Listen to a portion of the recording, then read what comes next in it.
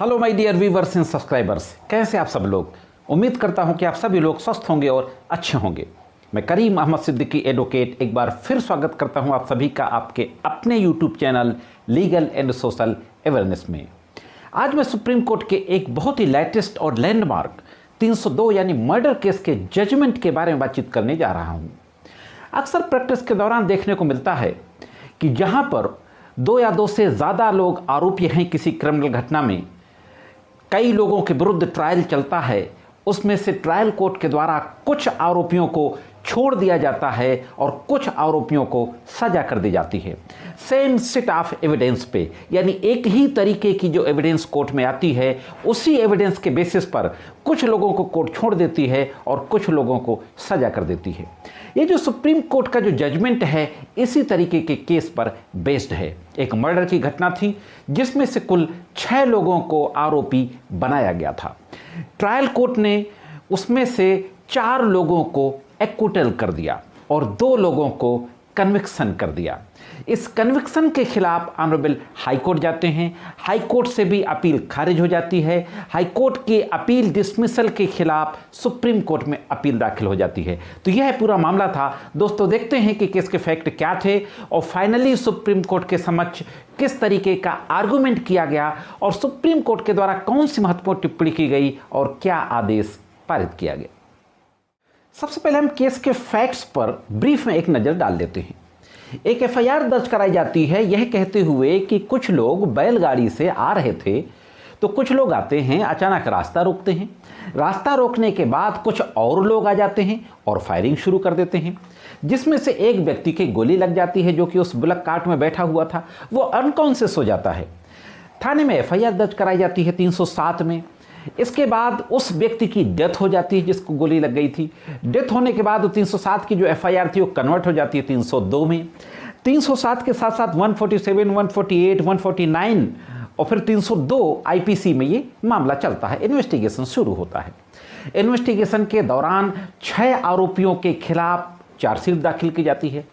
Chargesheet दाखिल होने के बाद कोर्ट में ट्रायल चलता है।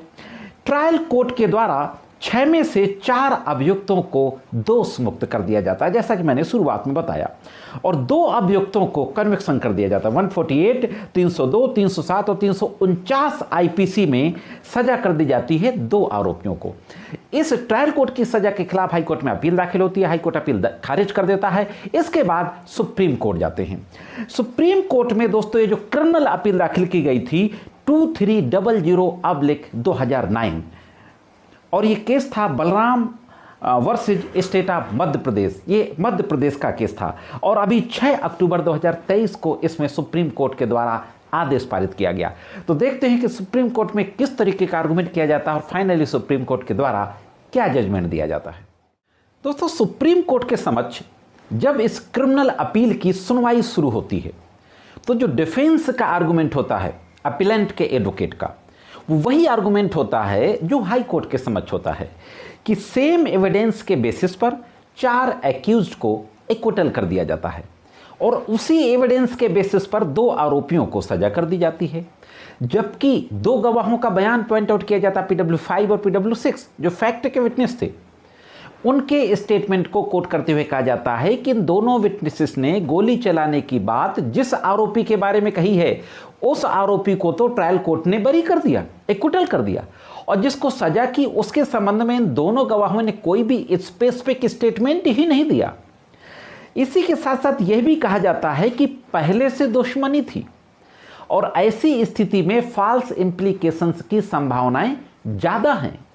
और यह कहते हुए ट्रायल कोर्ट के और हाई कोर्ट के जो कन्विक्शन का जजमेंट था उसको खारिज करने की प्रेयर की जाती है।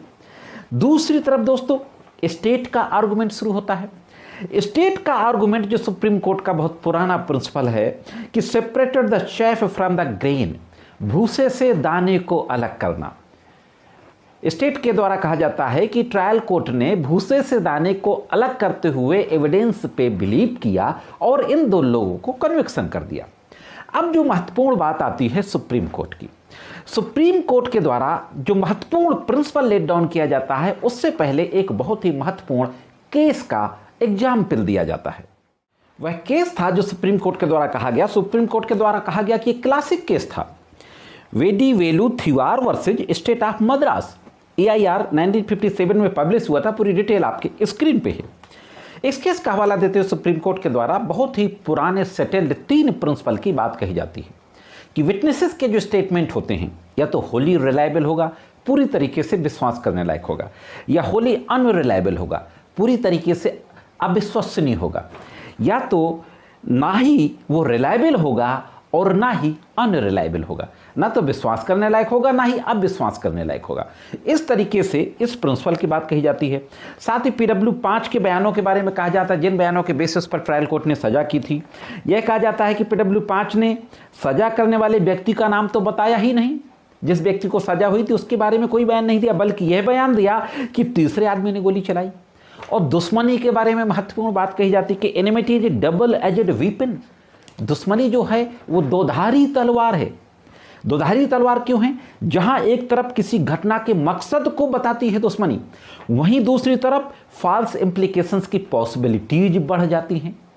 इस तरीके से इन तमाम बातों को, तमाम पुराने प्रिंसिपल को डिस्कस करते हुए महत्वपूर्ण बात कही जाती है कि यह जो एविडेंस है गवाहों की, यह होली अनरिलायबल एविडेंस है, यानी पूरी तरीके से अविश्वसनीय एविडेंस है। इस अविश्वसनीय एविडेंस के बेसिस पर कन्विक्शन नहीं किया जा सकता है। और सुप्रीम कोर्ट के द्वारा टिप्पणी करते हुए कहा जाता है कि conviction of appellate on the basis of the same evidence upon which 4 persons were acquitted, trial court cannot have applied separate standard for the consideration in the case। Trial court ने गवाही को अप्रिशिएट करते हुए, गवाहों का विश्लेषण करते हुए सेम स्टैंडर्ड को लागू नहीं किया। जिस एविडेंस के बेसिस पर 4 लोगों को छोड़ा जा चुका है, जिस एविडेंस ने 2 लोगों के खिलाफ कोई खास स्पेसिफिक बात नहीं कही है, उस एविडेंस के बेसिस पर सजा नहीं की जा सकती है। इस तरीके से यह महत्वपूर्ण बात कहते हुए सुप्रीम कोर्ट के द्वारा ट्रायल कोर्ट के कन्विक्शन जजमेंट को और हाई कोर्ट ने जो ट्रायल कोर्ट के कन्विक्शन को कंफर्म किया था, उन दोनों जजमेंट को सेट असाइड कर दिया जाता है और जिनको सजा की गई थी ट्रायल कोर्ट के द्वारा उनको रिहा कर दिया जाता है। मैं यहाँ पर यह भी आपको बता दूं कि अपील के पेंडेंसी के दौरान एक अपीलेंट की मृत्यु भी हो चुकी थी, बचा था सिर्फ एक अपीलेंट, तो उसको भी एक्विटल कर दिया जाता है। तो यह एक बेहतरीन जजमेंट है मर्डर केसेस के बारे में। मैं समझता हूं कि अगर आप प्रैक्टिस कर रहे हैं तो ज़रूर ये केस आपकी नज़रों में आया होगा, और अगर नहीं आया तो भी इसके बारे में आपको पढ़ना चाहिए, जजमेंट के बारे में, और जानना चाहिए। इस जजमेंट से आप कहां तक सहमत हैं कमेंट्स करके ज़रूर बताएं। ये जानकारी कैसे लगी यह भी कमेंट्स करके ज़रूर बताएं। मेरे द्वारा जो वीडियो में जानकारी दी जाती है, अगर आपको अच्छी लगती हो तो वीडियो को लाइक और शेयर करते रहा करें, और अगर चैनल को आपने अभी तक सब्सक्राइब ना किया हो तो सब्सक्राइब करके बेल बटन को हिट करके ऑल पे ज़रूर सेट कर दें। आज के इस एपिसोड में सिर्फ इतना ही। मिलते हैं किसी अन्य एपिसोड में कानून की कुछ अन्य जानकारियों के साथ। तब तक महत्वपूर्ण जानकारी के लिए देखते रहें लीगल एंड सोशल अवेयरनेस।